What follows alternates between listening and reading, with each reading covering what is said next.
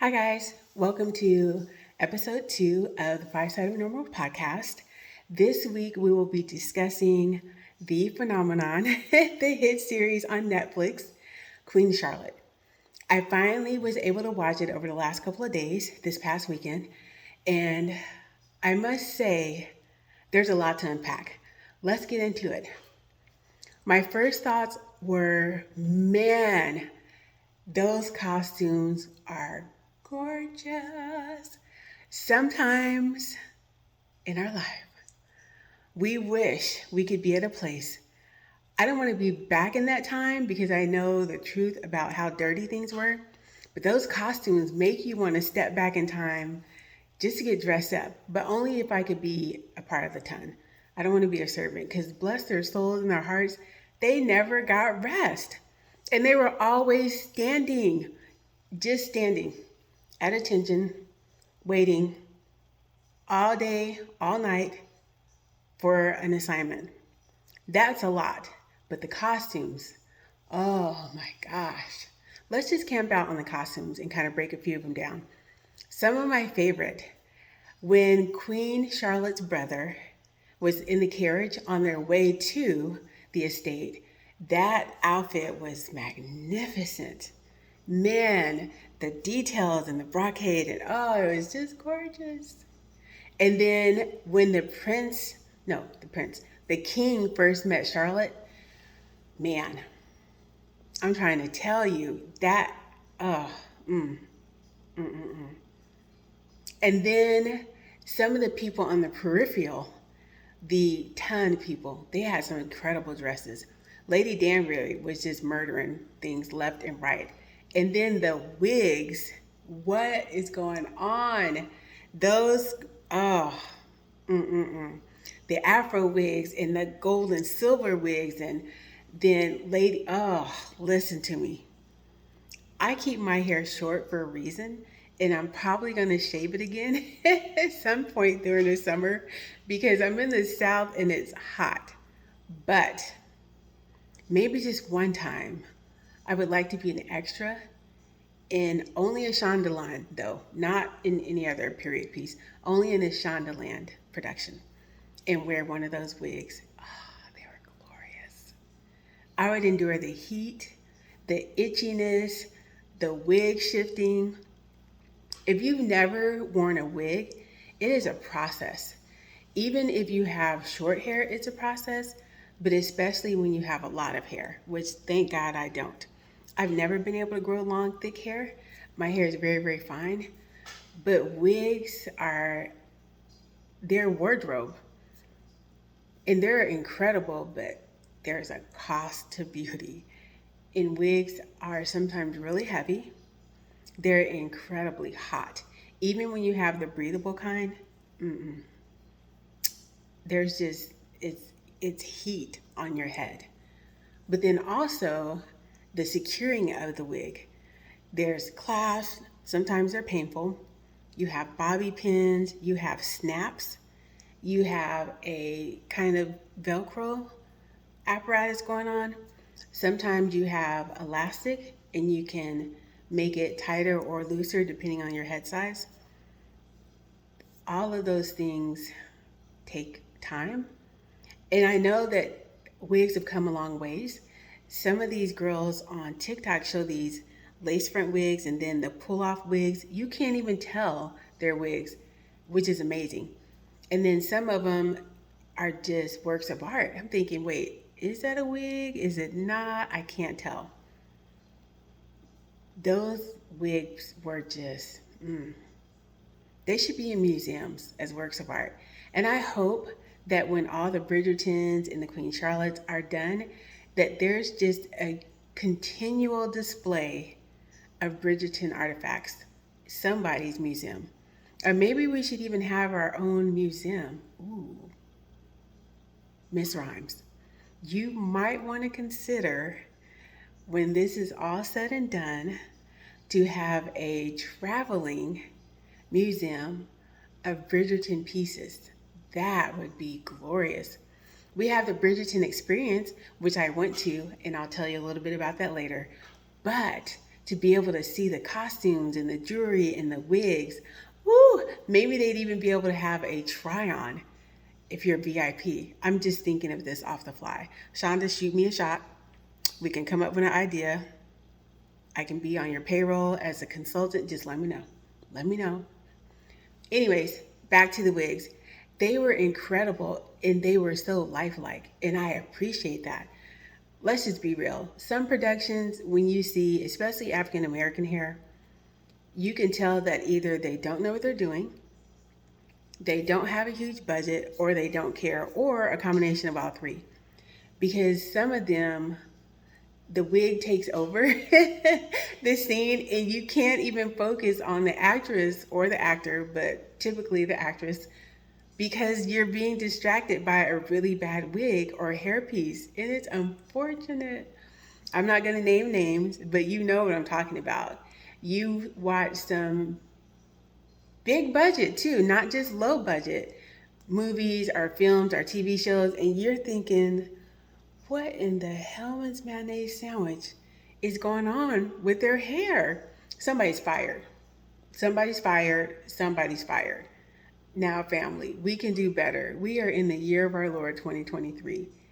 And you see some of these pieces, I can't even call them wigs because they're so bad. Thank you, Shondaland, for bringing the whole A game with these wigs because they were glorious. Oh, just glorious. Okay, dresses were on point. I appreciate how in this episode, and even in the If I Don't Have You video featuring Alicia Keys, they had all sizes and shapes. It wasn't just the waif-like people in the costume period pieces. I saw some voluptuous, and I saw plus size, and I saw plus size women still wearing gorgeous costumes. They still had the details, and they had the fitting, and they had the shapes, and they had the volume. Thank you. Because typically in period pieces, or at least in my experience, I don't see a lot of plus size people, my size or even a little bit smaller, rocking period pieces that are absolutely incredible. But that was not the case in Queen Charlotte. There was a whole range of sizes and they were all dressed impeccably. Again, Shondaland, thank you for inclusion, not just of color, but of size. I appreciate you because it gives you an idea. As a plus size, it's already hard to find vintage pieces. I don't know if I've ever seen anywhere or heard of anywhere where you can find Regency era vintage pieces for plus size bodies. If you know, let me know because I would love to investigate. One good time I want to get dressed up. All the weight, all the poundage, all the layers. But I want to try it one time just to see what it would feel like. Because, yeah, that would be glorious. It would be glorious. Okay, back to the costumes. I appreciate that the men's costumes were absolutely beautiful too. The detailing and the embroidery was just phenomenal. And the colors, the rich jewels, and then the pastels and the blush, whole new world, whole new world, whole new world. T-clap, because I think sometimes in period pieces, the guys are just plain. They honestly, okay, remember the original Beauty and the Beast? Remember the shady guy that was the manager or whatever, proprietor of the insane asylum? And he had that black frock and the white. That's how a lot of period pieces dress their men. Not in these gorgeous, opulent colors with immaculate details. They just kind of stick them in somber black and they look like priests or old school creepy dudes from Scooby-Doo or Beauty and the Beast.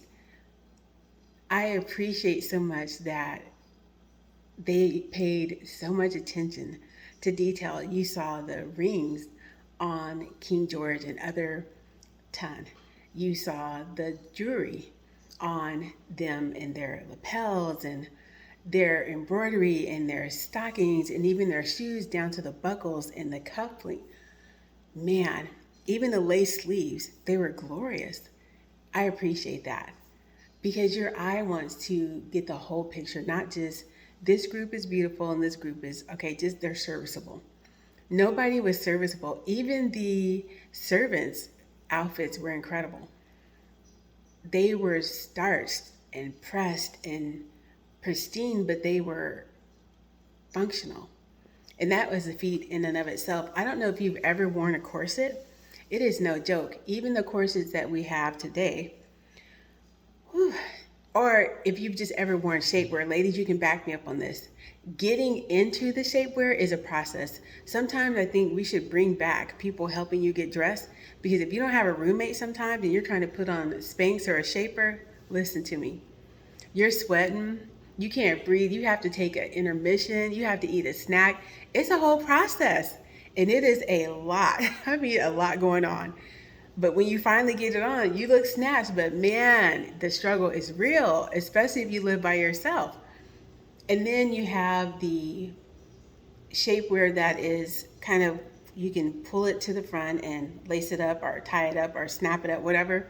That's still a process because you have to have the strength of 10 just to get it so that you can put the first stay on and then do the thing up. I'm telling you, there's a reason why back in the day people had help getting dressed, men and women, not just women. I appreciated how Charlotte was like, there's a lot of buttons. George is like, I'm very good at tiny buttons or mini buttons. Right, because you had to be, because there was a whole process to get dressed and get undressed, and you needed backup.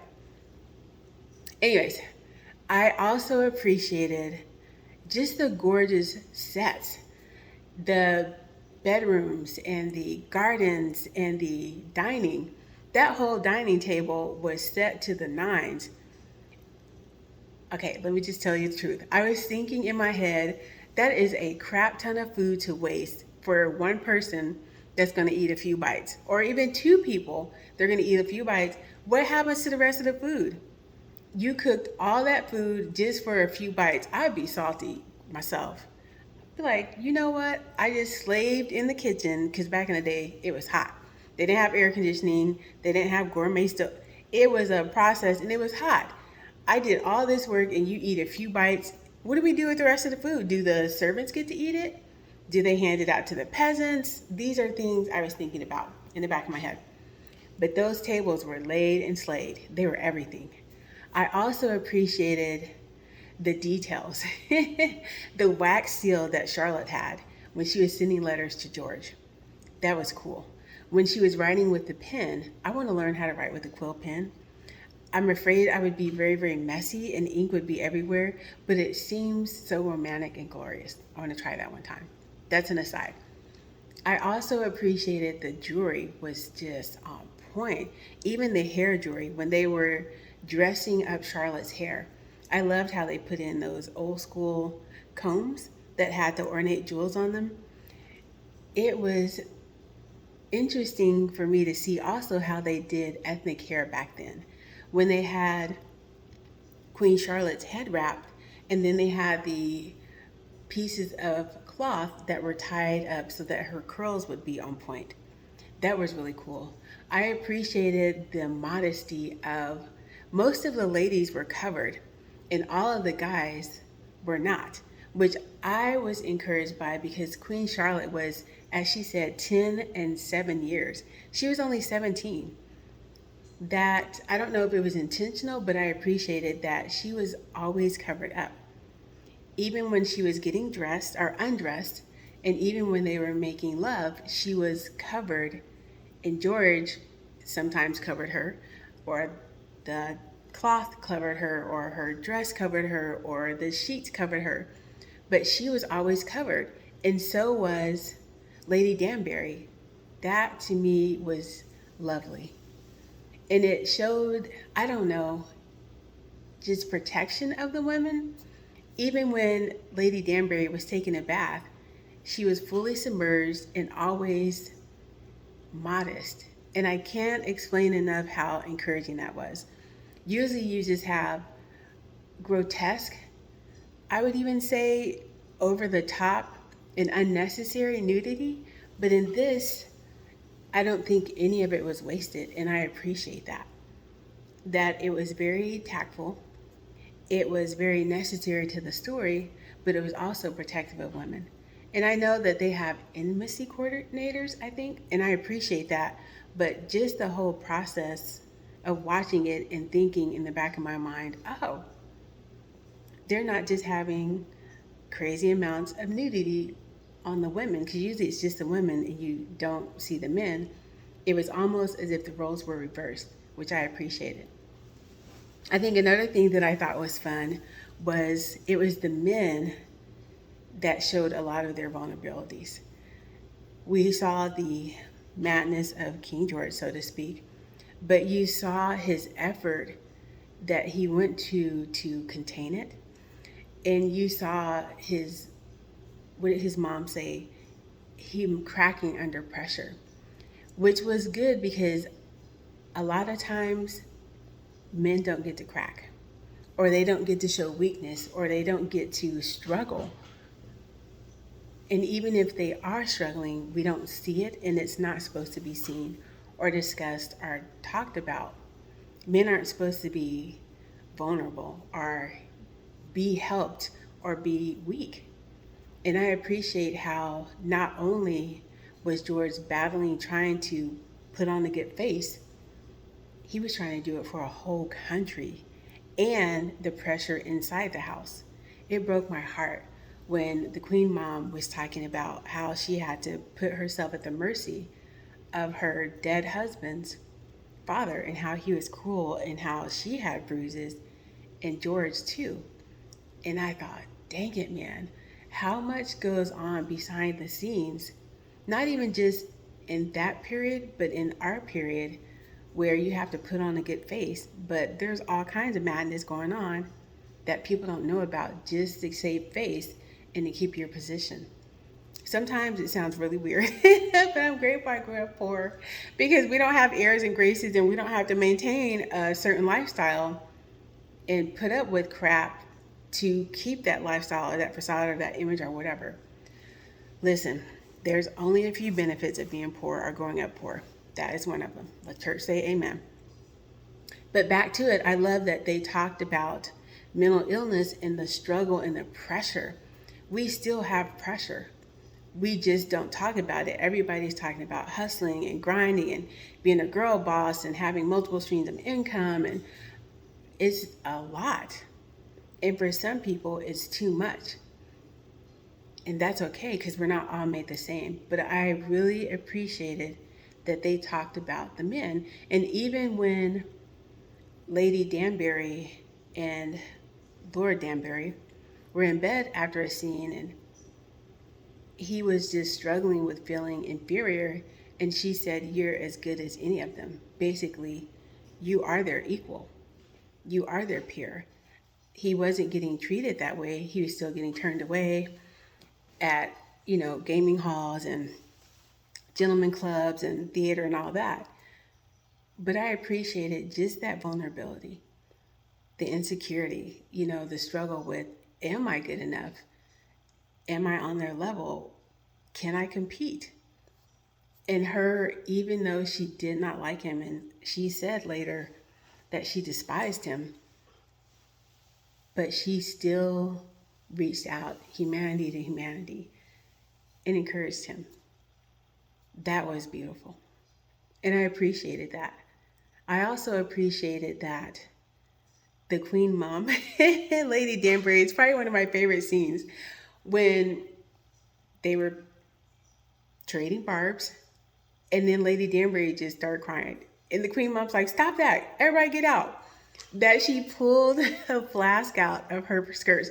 This is why we have to wear pockets, ladies. Every dress has to have pockets because you have to have snacks and emergency tissue. And I guess in her case, alcohol, pear alcohol from Germany or someplace. Anyways, I appreciated that she made her take a drink. She told her what she had been through. Put your armor back on, girl. Basically, cowboy up, and you are a worthy adversary. So this is beneath you. Dry your eyes, take a drink, put your big girl panties back on, and let's get to getting. Never let them see you sweat, basically. And I appreciated that because it was woman to woman, and she understood the struggle, she understood the pressure, but she was conveying, even to her adversary, never let them see you sweat.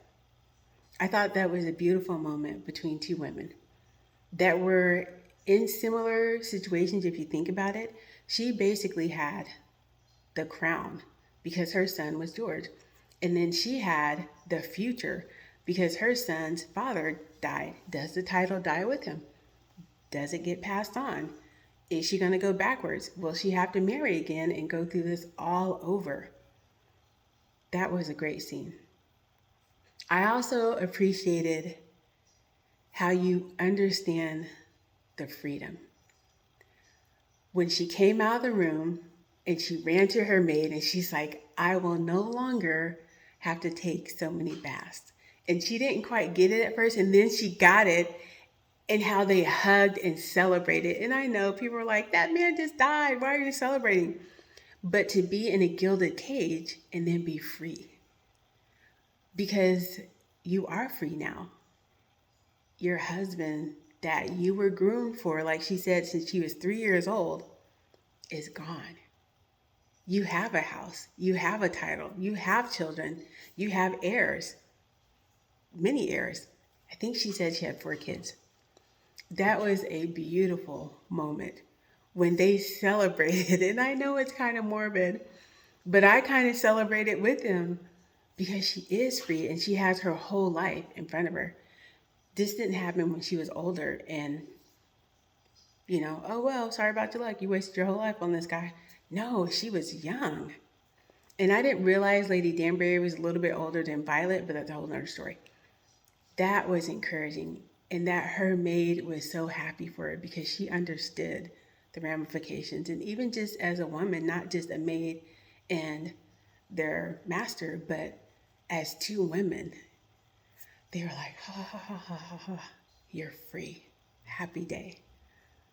Okay, now game face is on. Ready? Are you ready? Let's go. That made me laugh when she's like, wait, let me check on my mistress and I'll let you in. It was so funny, but it was endearing and I was encouraged greatly by that. That made me smile and it made me chuckle. I appreciated that Charlotte quickly came into her own. Like she was a gangster. One of my favorite lines when she went and she was, where is George? And his manservant finally was like, they're over there. Untie him. Get out. And then she walked back up and the doctor's like, he won't be perfect. You're lucky I don't have you destroyed. I'm like, come through, Charlotte, being a gangster. And that she was shutting everybody down when it came to her husband. I understood the struggle, but I didn't realize the stakes were that high because I forgot about Parliament and all this hullabaloo. But I love that she quickly came up to par on knowing that, okay, I'm going to protect my husband and I'm still going to take care of this country. But my husband comes before all y'all ninjas. I love that. And she was fierce, even with the mom. She was like, he's not seeing you, and didn't even feel bad about it. And I also appreciate that individual people cared. And then collectively they cared because everyone wanted to protect the people that they loved. Even the servants. The beautiful scene where George was sitting at the table waiting for Charlotte and he was distressed. And his servant noticed his hand shaking. He just put his hand on his shoulder and then he stepped back. And I love how Brimsley, when Charlotte just had her moment, he had his hand out. And I thought he was going to touch her, but I think he was holding it out because he was maybe thinking about touching her or catching her. But that was so sweet because his heart broke and then he was salty. Like, you need to get your man in check because my woman is struggling and I'm going to need you to do better. I appreciated that. I appreciated how they all worked together to protect George, but also to protect each other. That was beautiful. And it shows that it was complicated. I'm not ever saying that servants are a bad thing or a good thing. They're just what they were at the time. We still have them today. You have housekeepers and nannies and all this other stuff. but the relationships are special and they're different and they're intimate, but they're complicated. And you don't know how to overstep or step back. Are you less than or equal? It's a lot going on. But even in all those complications, they still cared about each other. That was gorgeous to me. I appreciated the queen being ruthless with protecting her son when he started to have a moment. She kicked everybody out and she just held him. And I often wonder how sometimes, did anybody raise their children back in the day? Did anybody, well, let me say that. Did anybody with money raise their children? Like poor Lady Danbury's son, she's like, I know you want to go back to nanny and you don't know who I am, but I'm your mom. And I thought, what in the world? Maybe everybody just needed a hug because it seems like kids were just there as heirs and spares, but there was no love. I mean, Violet had it, Miss Bridgerton, but gosh darn, like how many other kids just got shuffled off to the nanny and then prayed it out? They even brought it up with Queen Charlotte. And when she asked Brimley, he said, you were a great queen. She kept insisting, and a great mom. He would reply, you were a great queen. But that was it. And then she realized the error of her ways when her daughter was saying, you don't even know how many children I've lost. That hurt my heart. And I could see her facade crack. She's like, dang it, man. And how her brother was comforting her. And then at the end, I love that she embraced her son and he didn't know what to do. His hands were, wait. And then he finally kind of hugged her back and then she hugged his wife. It was sweet because you saw the growth and the progression where she didn't want to admit it, but then she recognized it and she changed course. And she did embrace him. And she was excited about the child, but she was also trying to be the mother. That was beautiful.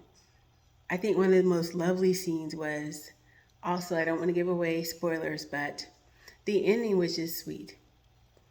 It started with Charlotte and George. It ended with Charlotte and George in the most intimate and endearing way. It was very, very sweet. And I appreciate how they didn't shy away. They didn't try to cover up. They protected. They didn't use it as a weapon.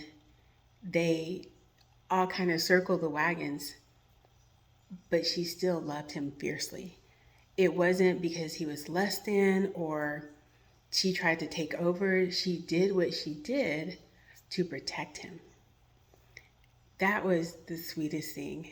The ending, yeah. I thought, dang God, Shonda, you got people over here leaking.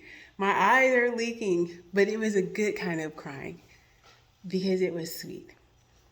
All in all, I loved Queen Charlotte. I think I have to watch it again because I usually just watch things the first time and take it all in.